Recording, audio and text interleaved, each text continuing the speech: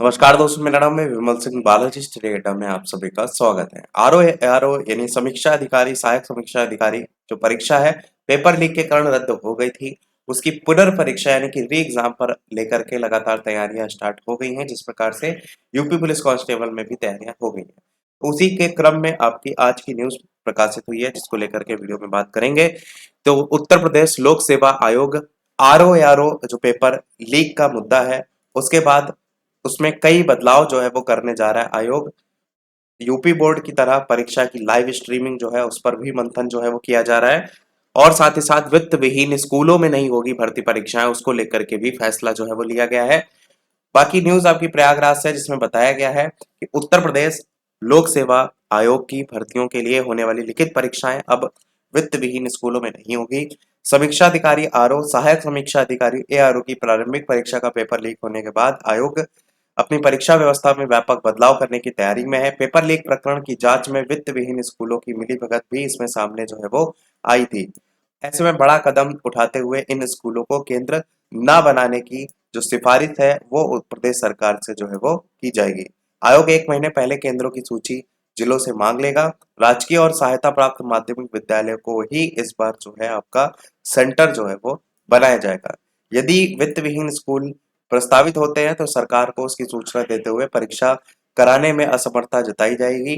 बाहर से आने वाले परीक्षार्थियों की सहूलियत का ध्यान रखते हुए जिला मुख्यालय से 15 किलोमीटर दायरे में ही परीक्षा जो केंद्र है वो आपका बनाए जाने को लेकर के यहाँ पर बताया जाए।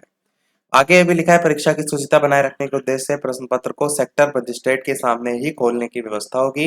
वर्तमान में एक सेक्टर मजिस्ट्रेट 4-5 केंद्रों के प्रश्न पत्र पैकेट पहुंचाते हैं। कई बार केंद्र व्यवस्थापक की गैर मौजूदगी में अन्य कर्मी को पैकेट देना पड़ता है। पैकेट पहुंचाने और परीक्षा शुरू होने के बीच जो अंतराल होता है वो समय भी काफी संवेदनशील होता है। लिहाजा प्रत्येक केंद्र के लिए एक सेक्टर मजिस्ट्रेट तैनात करने को लेकर के भी इसमें यहाँ पर बताया गया है।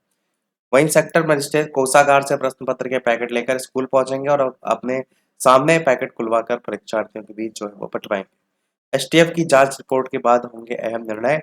वैसे तो आयोग को अभी एसटीएफ की जांच रिपोर्ट का इंतजार है और उसके बाद कई अहम निर्णय लिए जाएंगे, लेकिन इतनी बड़ी घटना होने के बाद से शुचितापूर्ण परीक्षा कराने को लेकर कई बिंदुओं पर विचार विमर्श चल रहा है। आरओ की प्राथमिक परीक्षा का प्रश्न पत्र लीक होने से आयोग के अधिकारी भी हैरान है, क्योंकि इसमें चयन की गारंटी नहीं थी और दूसरे चरण में मुख्य परीक्षा जो है वो होनी थी, इसलिए लग रहा था कि ये परीक्षा तो रद्द यानी कैंसिल जो है वो नहीं होगी। साथ साथ परीक्षा कक्ष में ही सील होगी ओएमआर सीट, उसको लेकर के भी यहाँ पर जो है वो बताया गया है, जिसमें लिखा है कि प्रश्न पत्र और पत्रक उत्तर पत्रक प्रश्न पत्र और उत्तर जो पत्रक बांटने के अनुपस्थित अभ्यर्थी उनकी ओएमआर सीट वही सील कर दी जाएगी, ताकि बाद में उसका दुरुपयोग ना होने पाए।